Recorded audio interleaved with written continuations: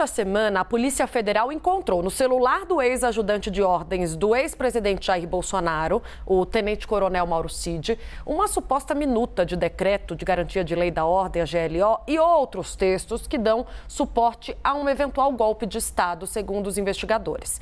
A gente vai chamar para debater se esses documentos encontrados no celular do Mauro Cid agravam ou não a situação do ex-presidente Bolsonaro, agora conversando com os deputados federais, o Sóstenes Cavalcante, que é do PL, e o Duarte Júnior, do PSB.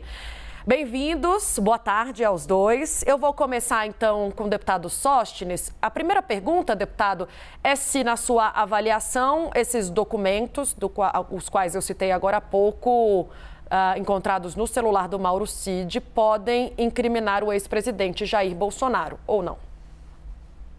Tainá, boa tarde, meu colega, que aqui estamos para debater sobre este momento importante do nosso país. Bom dizer que, em nada, isso agrava a situação do ex-presidente Bolsonaro.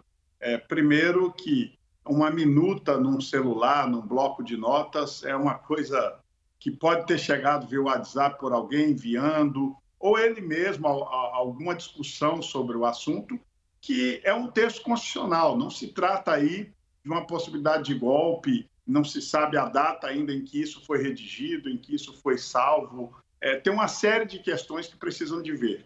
Nós entendemos que há toda uma armação de todo o processo investigativo, desse processo muito esdrúxulo por parte do TSE, para tentar dar inegibilidade ao presidente Bolsonaro, porque ele ainda assusta, mesmo estando fora do poder, a credibilidade dele só aumenta, as suas participações nas redes sociais ela aumenta a cada dia. Então, isso preocupa muito o atual governo que aí está. Eles querem, de qualquer forma, buscar uma desculpa para tentar dar inegibilidade ao presidente Bolsonaro.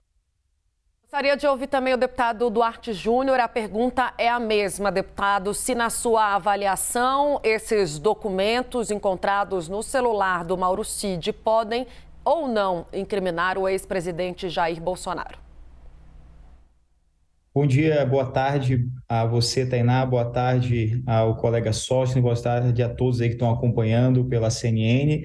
Na verdade, partindo do pressuposto que a situação já é grave, talvez não agrave, né? Mas levando em consideração a lei, aquilo que está discriminado na Constituição Federal de 88, no Código Penal e no Código de Processo Penal, de fato é uma situação que deva ser analisada com muita cautela, porque não é qualquer mensagem no WhatsApp, mas a minuta de uma tentativa de golpe contra a democracia. E para isso eu trago aqui, eu relembro alguns fatos. Por exemplo, no governo Bolsonaro, olha quem fazia parte do seu primeiro escalão, daquele grupo mais próximo: General Heleno, General Vilas Boas, General Mourão, General Mauro César Cid, que é pai do Cid, que é ajudante de ordem do Bolsonaro, General Braga Neto. E por que eu trago aqui a referência a essas pessoas? Porque quando você monta um governo, quando você monta uma empresa ou uma equipe, você busca se cercar daquelas pessoas mais próximas de quem você mais confia. E todos esses generais foram formados sob a égide da ditadura militar. Ou seja, foram formados em uma época em que a ditadura militar estava em vigor. E toda essa história, toda essa formação, durante o governo Bolsonaro, foi trazida à luz a todo instante. Uma tentativa de golpe, de tirar a credibilidade das instituições democráticas, do Poder Judiciário, do STF, das instituições do próprio Poder Legislativo, a Câmara dos Deputados, o Senado Federal, o Congresso Nacional. Não é à toa que o ex-presidente Jair Bolsonaro, em alguns episódios, afirmou que, se fosse presidente, ele ia fechar o Congresso Nacional, que o voto não vale de nada. E quando eu trago essa afirmação, essa minuta de golpe, ela não apenas estava no celular do seu principal auxiliar, do seu ajudante de ordem, mas também estava sob a posse do seu ministro da Justiça, um dos ministérios mais importantes. E por que uma minuta de golpe?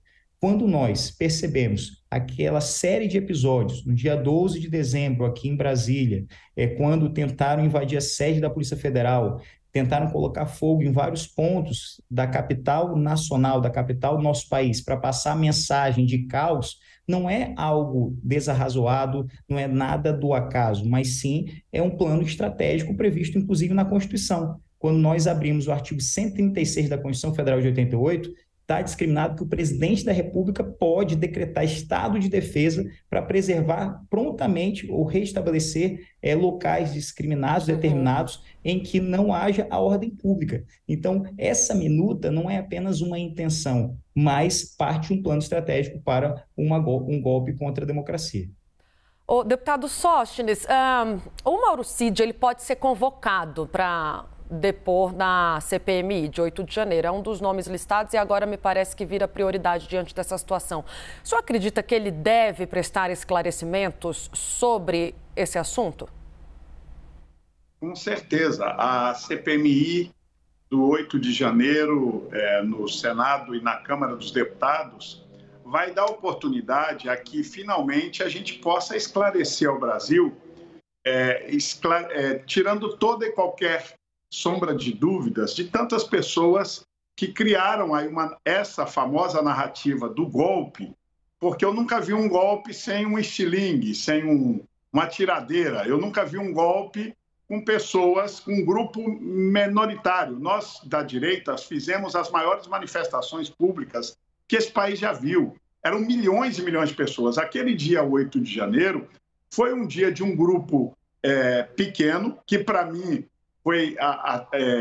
eles participaram de uma arapuca bem montada pelo atual governo, onde deixou toda a segurança fragilizada, haja vista que todos sabíamos da possibilidade de uma manifestação em Brasília, e qualquer manifestação em Brasília, eu participo, estou no 3º mandato, e sempre vi que o reforço na segurança, tanto das polícias legislativas, quanto a Polícia Militar do Distrito Federal, Força Nacional de Segurança, eles são gigantescos. Aquele dia parece que tinha tudo organizado para ser uma grande arapuca, para criarem justamente essa narrativa de que estava em curso um golpe de Estado. Olha, o ex-presidente da República já tinha passado o comando do país, já estava de posse o novo presidente da República, que também, com a Força de Segurança, junto com o Distrito Federal, são os responsáveis pela segurança da Praça dos Três Poderes.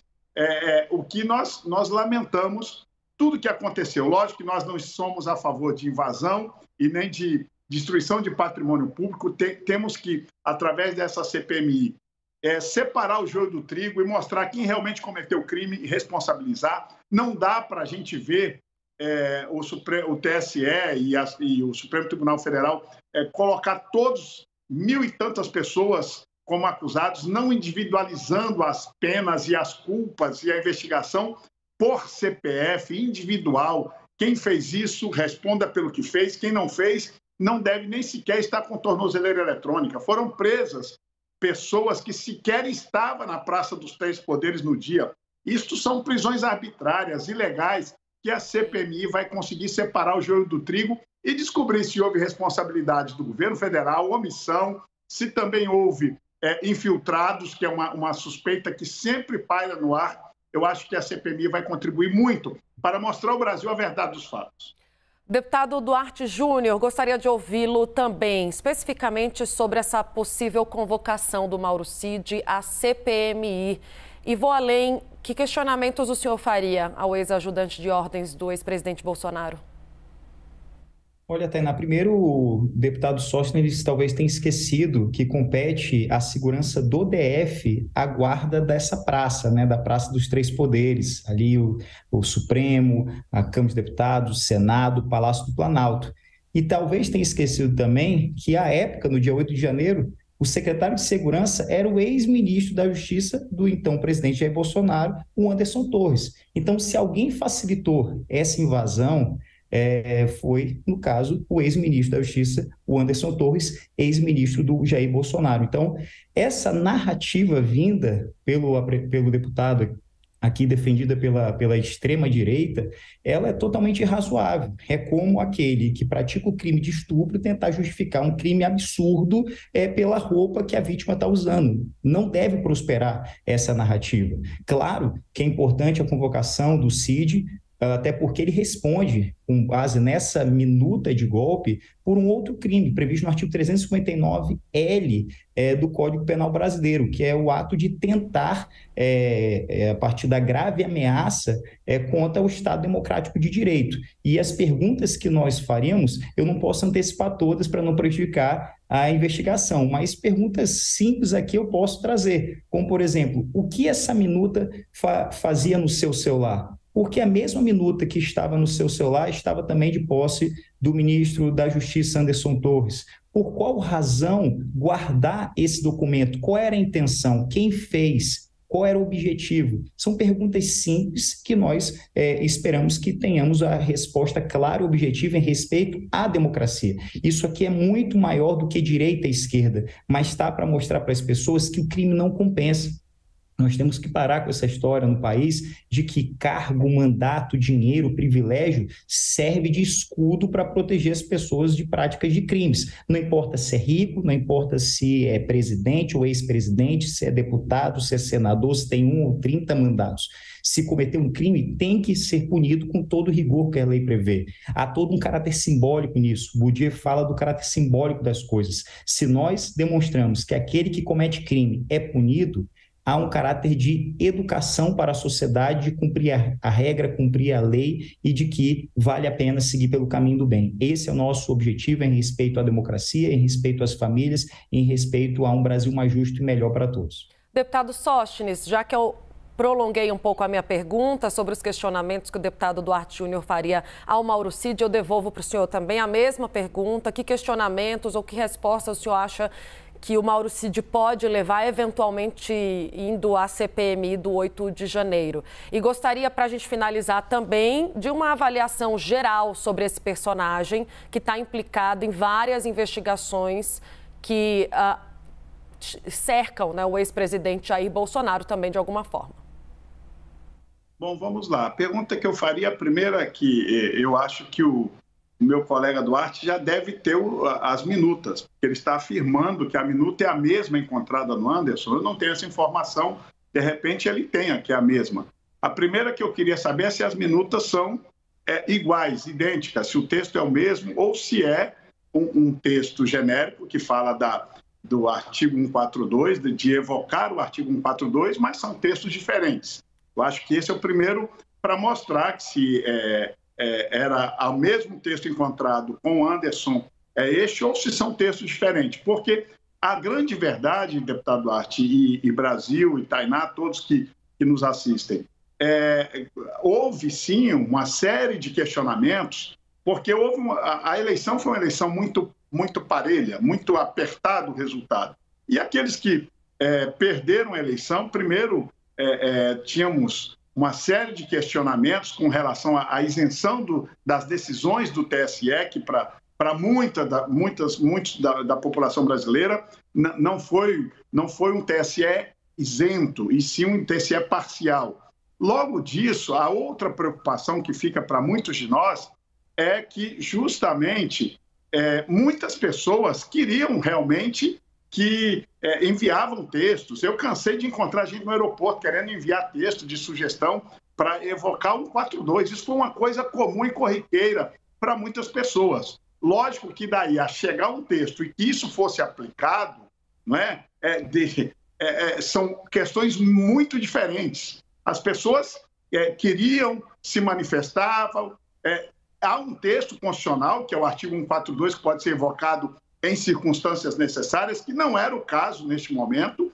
Por isso, eu acho que é muito normal ter chegado textos e pessoas terem esse tipo de acesso a esse texto, porque isso foi muito falado por muitas pessoas. Daí a que isso fosse se concretizar, nós precisávamos de reuniões, de decisões das Forças Armadas, e eu muito estranhei a fala inicial do deputado Duarte, onde coloca em xeque as figuras de generais de Estado. As Forças Armadas é um bem maior deste país. Nós não podemos atacar as nossas Forças Armadas, muito menos suas figuras principais nos seus generais da principal força, que é o Exército. Eu tenho o maior carinho e respeito por todas as Forças Armadas, faço minhas críticas quando necessário, quando há exageros, eu sou um defensor eterno da democracia. Agora, não dá para a gente sair atacando aquilo que de principal nós temos, que são as nossas Forças Armadas que resguardam o nosso país, a autonomia do país, que resguardam, inclusive, toda a questão de força que o país precisa perante as demais nações do mundo, quando isso é necessário. Então, entendo que a ida do Cid vai esclarecer todos esses fatos, Tainá, e eu tenho certeza que essa seria a pergunta. O mesmo texto? É o mesmo texto? Se for, por quê? De onde veio? Acho que essas perguntas contribuiriam muito para o debate. Eu tenho certeza que a CPMI, com a ida do Cid, com a ida de quem quer que seja, e quando o colega Duarte fala que não há responsabilidade do governo federal, há responsabilidade sim. Nós temos polícia legislativa nas duas casas. Onde é que estavam as polícias? Existe a polícia também do Poder Judiciário. Onde é que ela estava nesse dia? Haja vista que já era público que haveria manifestações. E quando as forças do Distrito Federal não são suficientes, sempre houve parceria com a Guarda Nacional, que é do governo federal. Então, há responsabilidade de todos os entes e a gente precisa apurar tudo. Deputado Duarte, uma avaliação sobre a situação do Mauro Cid, por que é importante ouvir esse personagem? Olha, ainda nessa linha, porque a gente não pode deixar nenhum ponto sem qualquer tipo de atenção, é claro que nós não podemos generalizar, e não foi isso que eu disse, deputado Sóstenes. O que eu disse é que nós não vamos permitir que cargo seja exonerável ad nutum ou não, militar ou civil, seja utilizado como escudo para a prática de crimes. Eu me refiro aqui, por exemplo, ao general Heleno, que foi até a CPI da Câmara Distrital e fez uma fala aparentemente defendendo a ditadura militar. Esse tipo de fala tem que ser repudiado. Agora, policiais, as Forças Armadas, policiais militares têm que ser respeitados, como, por exemplo, a Cabo Marcela, que foi jogada de uma altura de quase 3 metros, quase perde a sua vida ao tentar defender o patrimônio público. Estava lá, tentando impedir aqueles que se dizem patriotas, mas que, na verdade, estavam tentando depredar o patrimônio público e colocou a sua vida em risco. Temos que diferenciar, de fato, o joio do trigo. Defender aqueles que de fato cumprem a lei, mas punir aqueles que tentam descumprir a legislação. A presença do Mauro Cid é de extrema importância, mas não só dele, a presença também da Cabo Marcela, trazendo luz aos fatos que aconteceram no dia 8.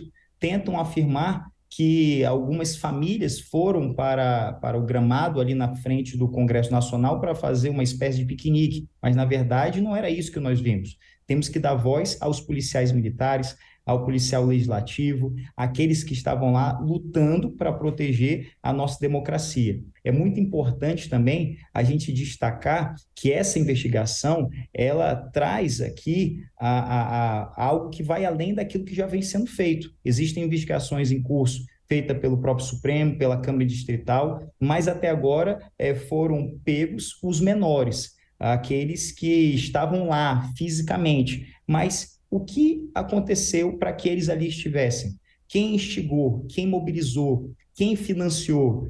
Toda essa população insatisfeita com os resultados das urnas, assim estavam porque houve um presidente que, em um dado momento, durante todo o seu mandato, atentava contra a democracia. O seu filho afirmou que para invadir o Supremo Tribunal Federal bastava um cabo e um sargento. O ex-presidente da República, Jair Bolsonaro, por diversas vezes afirmou de forma pejorativa a atuação do Supremo como algo que não merecesse credibilidade. Então, é muito importante a gente restabelecer a ordem, defender a democracia, demonstrar que a lei existe e tem que ser cumprida por todos. Deputado Sóstenes Cavalcante, do PL, Duarte Júnior, do PSB, eu agradeço demais por terem disponibilizado um pouco do tempo de vocês para abrir esse debate importante aqui no CNN 360, especial de domingo. Muito obrigada, até uma próxima. Eu que agradeço, um abraço a você, Tainá.